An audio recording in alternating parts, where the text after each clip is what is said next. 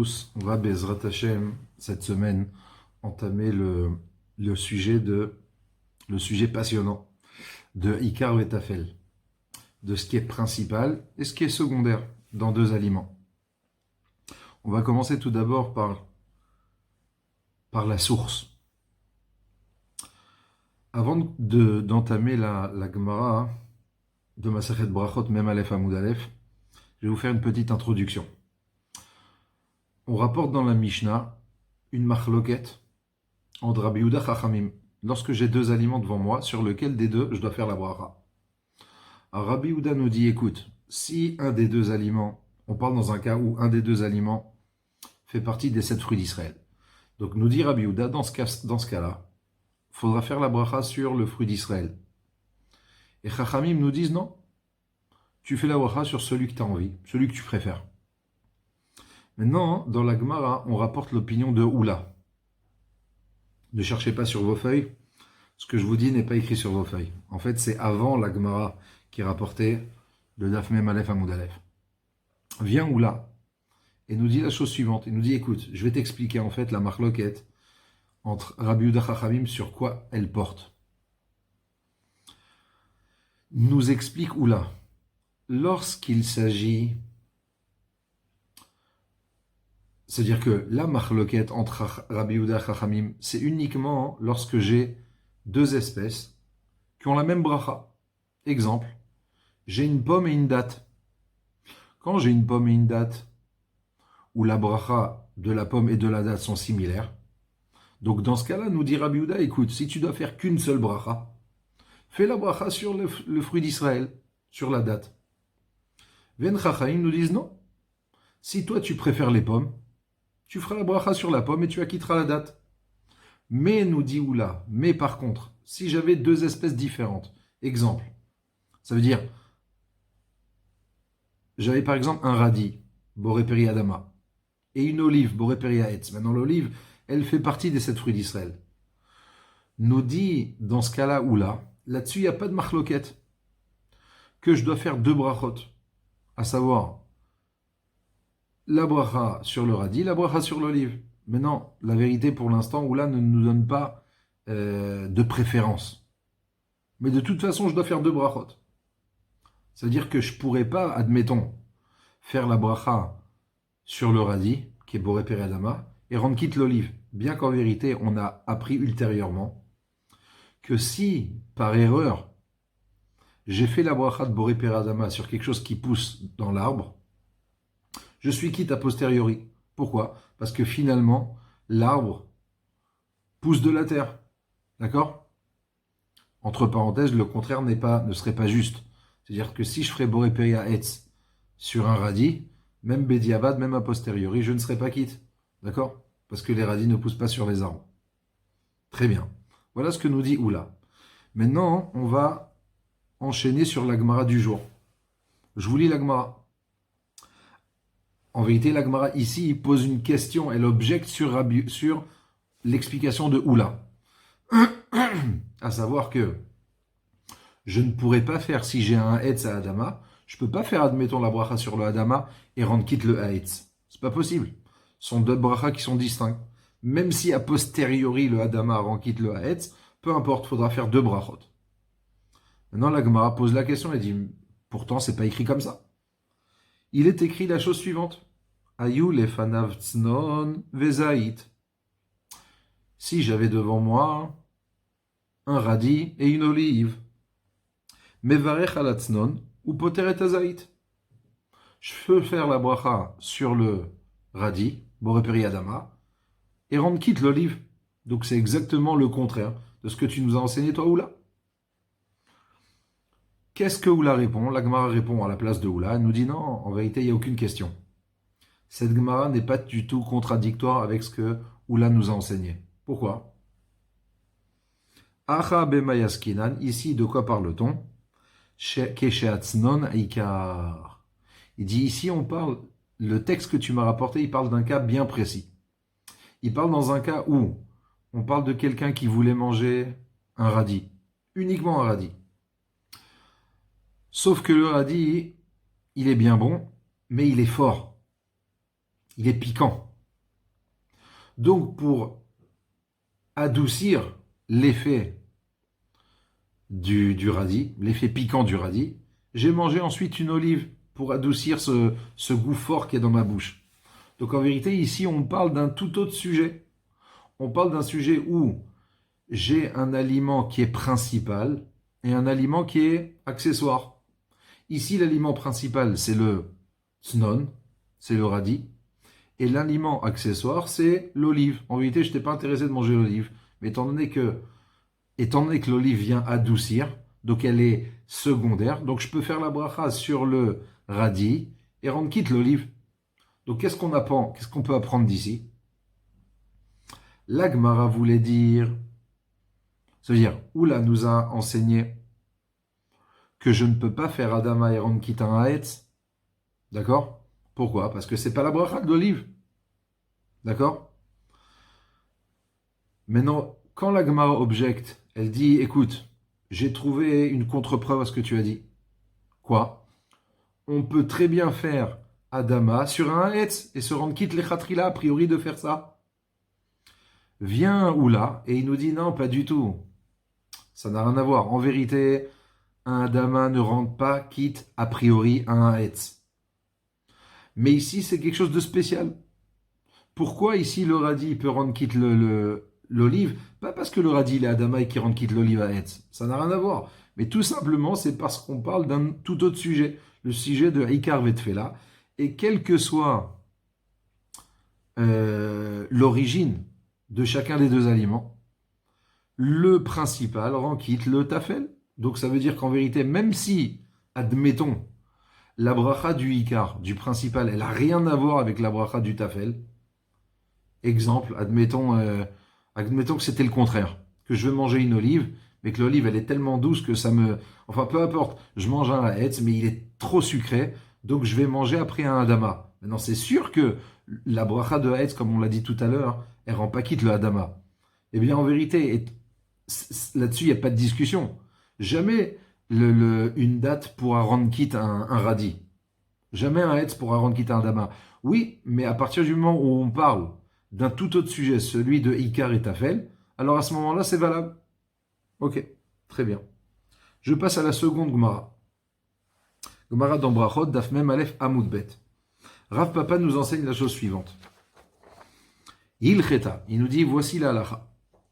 Dvarim Abaim Mechamat Aseuda. Les choses qui viennent à cause de la Seuda. Qu'est-ce que ça veut dire? Rachid nous explique sur place. Les lafet bahen et tapat. C'est-à-dire, les choses qui, de manière habituelle, sont là pour accompagner le pain. Betoch à Seouda. Maintenant, si on les consomme dans une Seouda, ça veut dire que j'ai fait un moti et que je vais manger ces aliments-là qui, de manière habituelle, accompagnent le pain. En teunin bracha lolifnem velo lacharem. Alors, ces aliments-là ne sont pas chargés de bracha, ça veut dire que ne sont pas chayav de bracha, aussi bien avant qu'après. Avant, pourquoi? Nous explique Rashi. En teunin bracha dave leut fela. Pourquoi? Parce qu'ils sont secondaires. En vérité, ici, le principal, c'est le pain. Et ce que je mange avec, c'est pour accompagner le pain. Donc c'est tafel. C'est la raison pour laquelle je ne dois pas faire de bracha dessus. Maintenant, qu'est-ce qu'il en est de la bracha après? Alors il nous dit, étant donné qu'ici on parle de choses qui sont nourrissantes, oui, alors c'est la raison, c'est ce qu'on appelle mazone, d'accord? Donc en vérité, il y a deux catégories. Il y a deux choses plutôt. Des aliments chez Baim Mechamat Aseuda, c'est ou bien des aliments qui sont là pour accompagner le pain, ou bien ça serait d'autres aliments qu'on mangerait avec du pain. D'accord?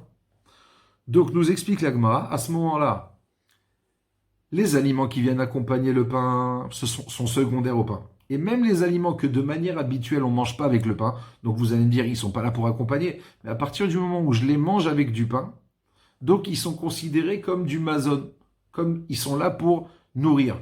D'accord? Donc à ce moment-là, bracha rishona, ils sont pas tours de bracha rishona parce qu'ils sont secondaires au pain, et bracha charona, le birkat amazon, lui, en fait, il rend quitte tout ce qui est là pour me nourrir, pour me rassasier. Je vous lis d'ailleurs Rashi, En teunin bracha, deave le utfela, parce que tous ces aliments-là sont secondaires. Hilkar, c'est la raison pour laquelle. Kol mideh, toutes choses, ben mazon, aussi bien les choses qu'on mange de manière habituelle uniquement pour se rassasier. Pas forcément avec le pain, mais pour se rassasier. Ou bien aussi bien, ça peut être aussi des fruits. Maintenant, les fruits, de manière générale, on ne les mange pas pour se rassasier, on ne les mange pas avec du pain. D'accord? Ils sont là juste pour donner un goût, une douceur, quoi, manger une douceur. D'accord? Chez Vi ou les liftan, on amène pour, à partir du moment où tous ces aliments-là, on les consomme avec du pain, Enbo bracha lo lefana belo lacharav. À partir du moment où tous ces aliments-là, je les ai mangés et consommés avec du pain, pas de bracha avant, pas de bracha après, pendant une séouda de pain. Je continue. Veshelo mechamat a séouda. Par contre, les aliments qu'on n'a pas l'habitude de consommer avec du pain. D'accord? Si je les consomme pendant une séouda, alors à ce moment-là, Teunim bracha lifneem, il faudra faire une bracha dessus avant. Pourquoi? Parce qu'on parle d'aliments qu'on ne va pas manger avec du pain pendant notre séouda de pain. D'accord? On mange ces aliments pour être bien calé. C'est-à-dire, je vais prendre mon pain avec un accompagnement. Maintenant, après, je vais prendre un plat. Ce plat-là, il est là pour me caler. Donc, je ne le mange pas avec du pain. Donc, il dit, à ce moment-là, il faut faire la bracha avant. Ve'en teunin bracha lacharen. Par contre, pas de bracha après. Pourquoi? Parce qu'étant donné que ce sont des aliments qui viennent pour me caler, en tant que mazon, pour me nourrir, donc le birkat Amazon, lui, rend quitte tout ce qui est là pour me nourrir, me caler, me rassasier.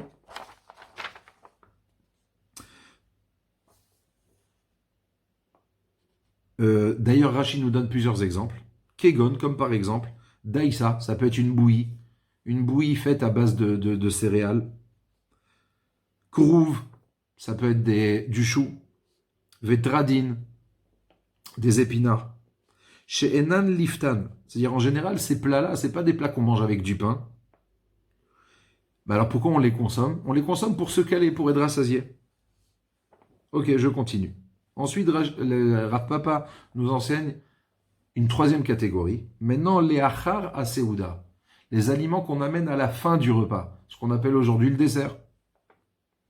Teunin bracha ben lifnem ben nacharem. Eux, par contre, on doit faire une bracha et avant et après. Pourquoi? Pourquoi avant? Parce qu'on ne les mange pas avec du pain, ils ne sont pas là pour accompagner le pain. Et pourquoi après? C'est étonnant, mais pourquoi après? Il te dit tout simplement parce qu'en général, quand on mange un fruit à la fin, c'est pas pour se nourrir, c'est pas pour être rassasié. C'est juste pour finir avec une douceur. Donc en vérité, le Birkat Amazon n'a rien à voir avec ce style d'aliment-là. D'accord? Je continue. Sha'alou et Benzoma. Il y a des élèves qui ont posé la question à leur Rav qui était Benzoma. Ils lui ont demandé, dites-nous Rav. Mipnema amrut varim abayim mechamat haseuda betoch haseuda enam teunim bracha. Lo lifne velo achrem. Pourquoi Chachamim nous ont enseigné que les choses qu'on va manger avec du pain pendant le repas, on ne doit pas faire de bracha ni avant ni après. Alors il leur a répondu, tout simplement. Tout simplement, pourquoi Amar lahem, oil ou pas de potartan? Tout simplement parce que le pain les rend quitte. Pourquoi le pain les rend quitte? Parce que comme Rachid l'a expliqué auparavant, tout simplement parce qu'ils sont secondaires au pain. Ils vont être accompagnés avec le pain. Accompagnés du pain. Alors, les élèves, attention, ce que je vais vous expliquer maintenant, c'est l'explication, l'interprétation de Rachid, d'accord? D'après Rachid, comme ça, il faudra expliquer la Gemara. Donc les élèves finissent par lui poser la question. Ils lui ont dit, mais alors à ce moment-là, Rav, Iachi, si c'est comme ça, Yainami, Nifterepat.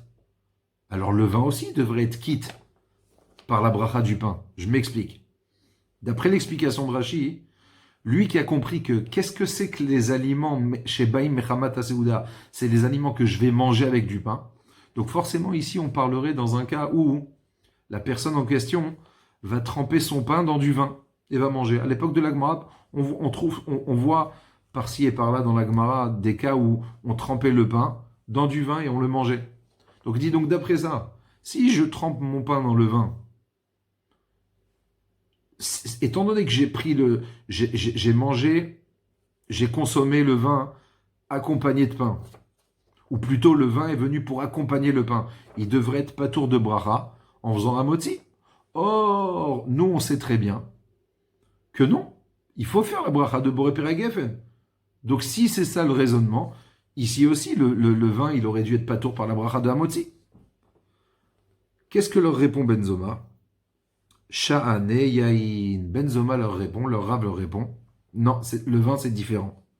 Degorem bracha leatzmo. Car le vin, il entraîne une bracha pour lui-même. Qu'est-ce que ça veut dire? Rashi nous explique. Bekama mekomot uba. À plusieurs endroits, on amène du vin. Ou mevachim alav. Et on fait la bracha dessus.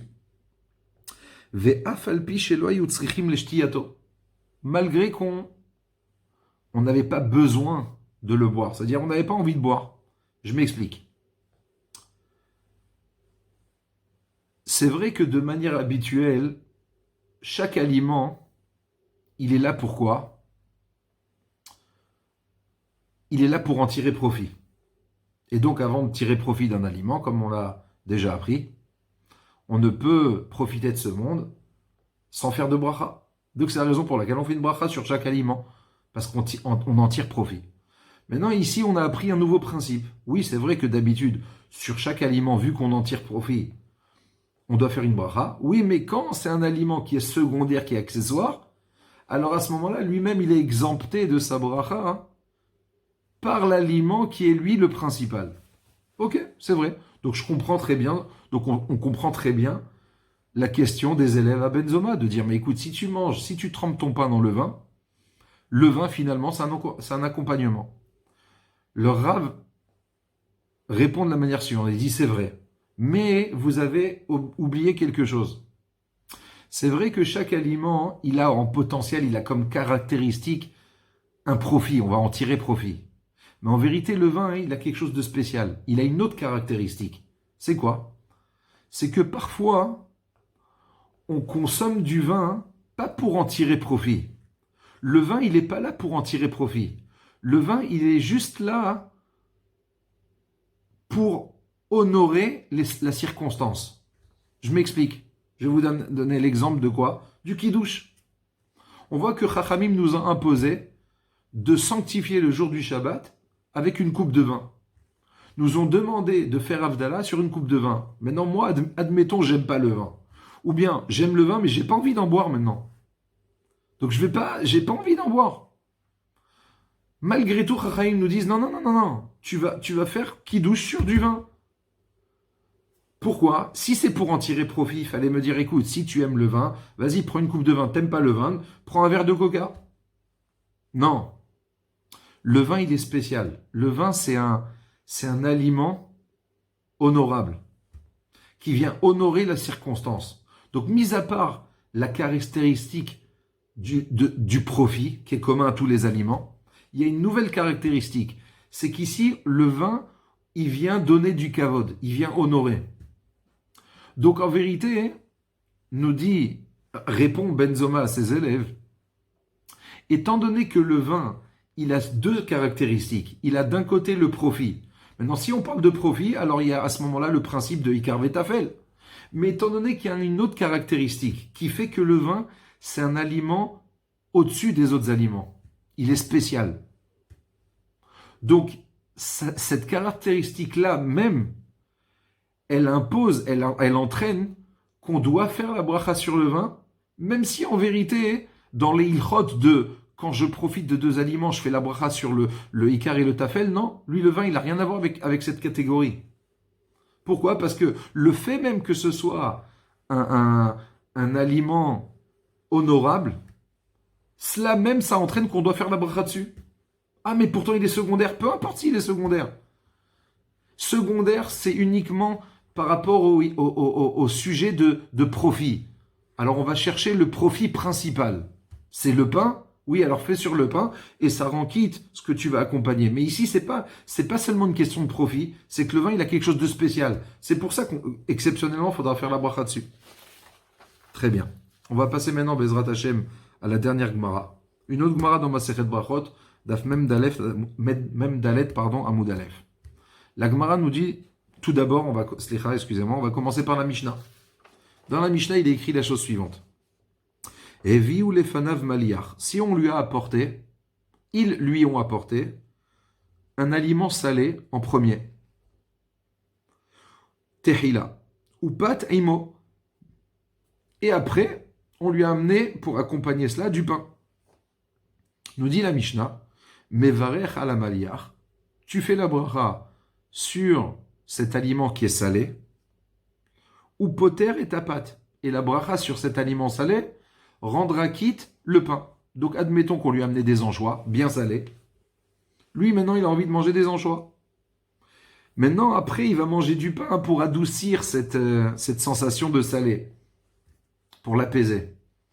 Nous dit la Mishnah, écoute, à ce moment-là, tu fais sha'akol sur ton poisson et tu renquittes le pain.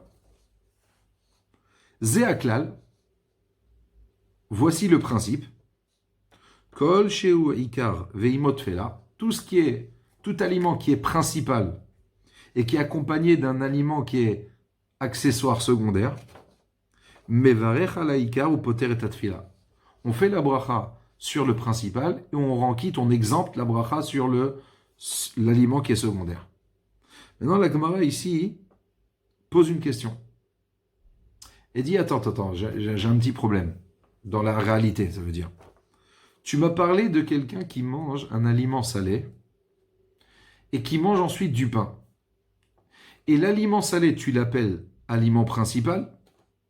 Et le pain, tu l'appelles ici, dans le contexte, tu lui donnes le nom de aliment secondaire. Il dit, mais je comprends pas. C'est du jamais vu, ça. Moi, je connais aucun aliment salé qui, comparé au pain, est un aliment principal. Mais toujours, le pain, il est beaucoup plus important qu'un aliment salé. Donc, dans la pratique, je ne sais pas comment on pourrait trouver un cas pareil. Maintenant, pour les Tunisiens, la vérité, à mon avis, la Gemara ne connaissait pas la Damhout. D'accord ? Bon, c'était juste une petite boutargue que je vous ai fait. Je continue. Donc la Gemara dit, écoute, je comprends pas. On peut pas avoir un aliment salé qui est plus important que le pain. C'est du jamais vu. La Gemara répond. Et elle dit, Amar Rav Acha bere de Rav Avira Amar Ravashi. Rav Acha, fils de Rav Avira, dit, rapporte au nom de Ravashi, Beochle perot ginosar shano. Cette Mishnah, elle a été enseignée concernant les fruits provenant de la région de Ginosar. Alors tout d'abord, c'est quoi ces fruits-là? Et quelles sont leurs caractéristiques? Je vous lis Rashi. Rashi nous dit, perot ginosar, perot eretz yam kineret. C'est des fruits qui proviennent de la région de Tibériade, autour du Kinneret.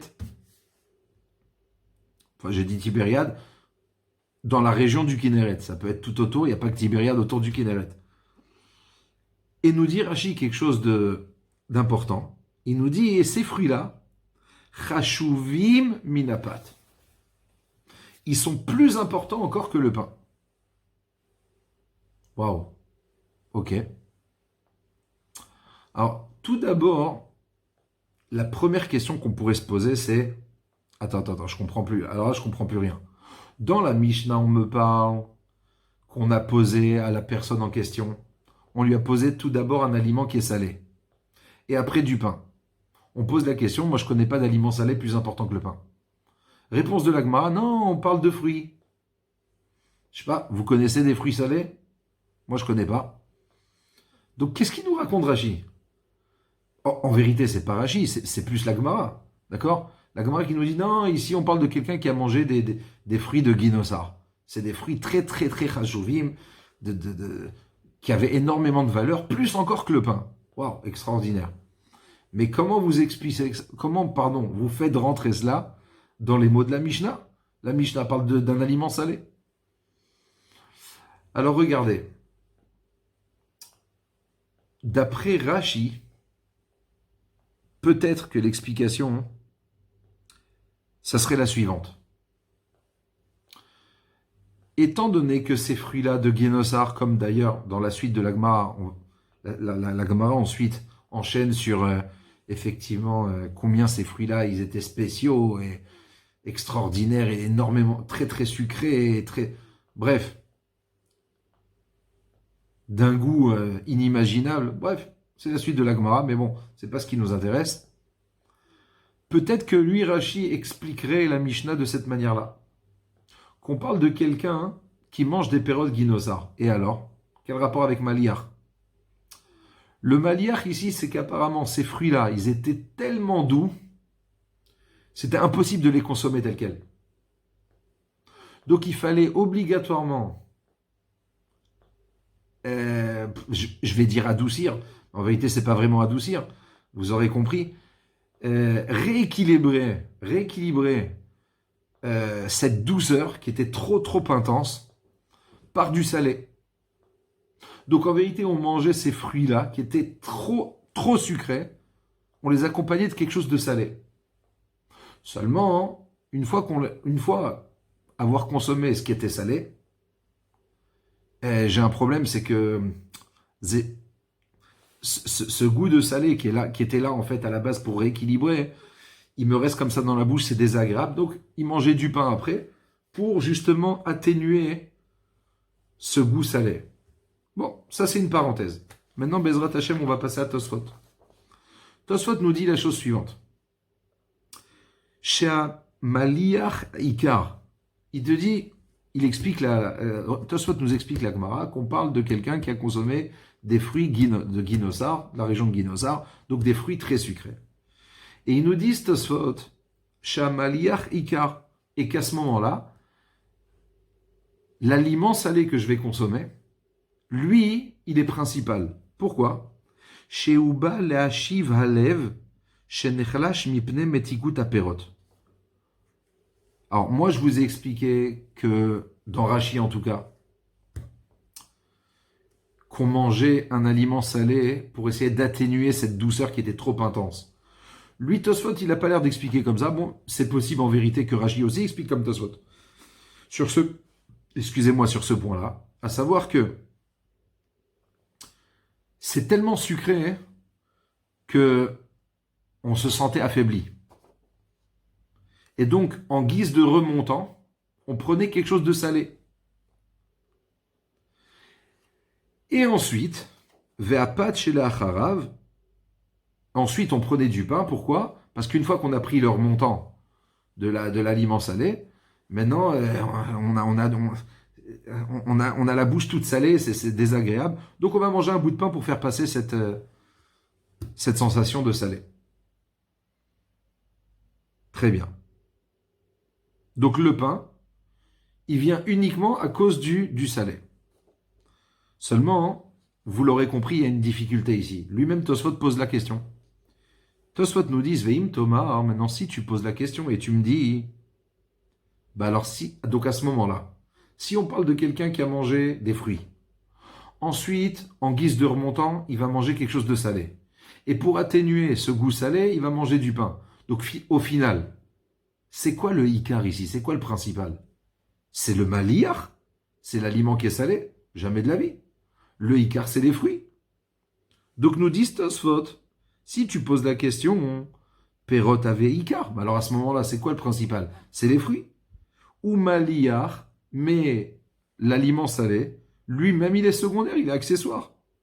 Donc, je comprends plus là. Pourquoi la Gemara me dit, fais la bracha sur le Maliach et renquitte le pain? Mais non, on va faire la bracha sur les fruits qui sont le Icar, et eux vont rendre quitte le Maliach et le pain qui sont accessoires. Vélivrich à la pérode, véliftor koulou, et qu'on rende quitte tout, et le salé et le pain. Tosfot va rapporter deux explications. Première explication, Veyesh Loma. Demaire shelo achal aperot beoto ma'amad. Première réponse. Il nous dit en vérité, la première des réponses qu'on peut donner, c'est qu'en vérité, il n'a pas consommé l'aliment salé et le pain qui sont venus après au même endroit. Et alors, la Gemara plus tard va nous enseigner que si je consomme un aliment à l'endroit A et ensuite je me déplace et je vais consommer un autre aliment à l'endroit B, il faut recommencer la bracha. Donc étant donné que techniquement j'ai changé d'endroit, donc je ne peux pas dire que la bracha de l'endroit A, elle rend quitte les aliments de l'endroit B. Non, il faut recommencer la bracha. Donc tout simplement, en vérité, il a fait Haetz sur les fruits dans l'endroit A. Après, il s'est déplacé. Maintenant, il a ce goût trop sucré, il a besoin d'un remontant. Donc dans l'endroit B, il va faire la bracha sur le maliach, d'accord? Et le pain est là pour atténuer le goût du salé, d'accord? Ça, c'est la première réponse. Seconde réponse, iname, ou bien, Besha'a she'achal perot genosar, lo hayasham adain maliach vepat. Il te dit au moment où, en vérité, deuxième réponse, il se trouve toujours au même endroit. Sauf que, au moment où il a fait la bracha sur les fruits, sur place, il n'avait ni aliment salé, ni pain. Pourquoi? Il dit tout simplement, il ne savait pas à ce qu'il attendait en vérité. Il a mangé des fruits de guinosa, et après, il a une sacrée faiblesse. Donc il a dit, oulala, j'ai besoin d'un remontant. Allez me chercher des anchois. Ils sont partis chercher d'autre part des anchois. Donc étant donné que les aliments, ça veut dire l'aliment salé et le pain n'étaient pas sur place parce qu'ils s'y attendaient pas. Ils s'attendaient pas à se sentir mal et donc d'avoir besoin d'un remontant et après de manger du pain pour atténuer le salé. Donc c'est la raison pour laquelle la bracha des fruits ne rendait pas quitte, n'a pas pu rendre quitte l'aliment salé et le pain qui sont venus ensuite. Voilà tout simplement de quoi on parle. J'espère que j'ai été clair. Je vous souhaite une bonne continuation. Baruch Adonai Leolam. Amen ve Amen.